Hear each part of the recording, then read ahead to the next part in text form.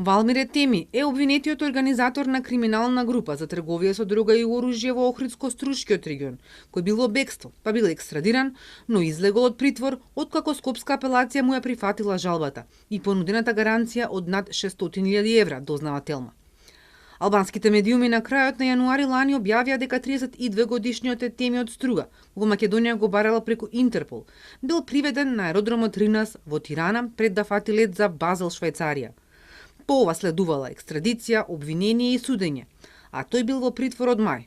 Во петокот попладне второстепениот суд му го укина притворот. Од Скопскиот апелационен суд велат дека ја прифатиле жалбата на обвинетиот со гаранција од хипотека во недвижен имот вреден над 600.000 евра, а дополнително му определиле и мерки на предпазливост, редовно јавување во суд и одземање на патна исправа. Кој е образложението со кое судиите прифатиле претходно екстрадиран бегалец, а сега обвинет како организатор, да го пуштат да се брани од слобода? Од судот повеќе информации најавија за утре, со оглед на тоа што денеска е неработен ден.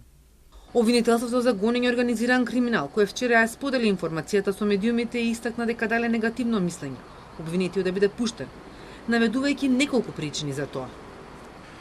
Додека се очекуваше во понеделник кривичниот совет да ја продолжи мерката притвор, апелациониот суд Скопје, постапувајќи по жалба за претходното продолжување, ја прифатил гаранцијата и го пуштил на слобода без при тоа да ги земе предвид околностите дека обвинетиот е првообвинет во предметот, дека истиот беше во бегство и е екстрадиран од друга држава со купена карта во еден правец и дека предметот е во судска постапка која е скоро пред завршни зборови.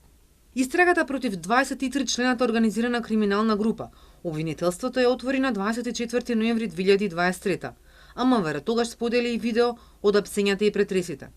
Истражните органи објавија повеќе детали, меѓу кои тоа дека првоосомничениот набавувал од Албанија кокаин или марихуана, ги пренесувал преку граница и низ 3 различни мрежи членовите на групата ја продавале во Струшко.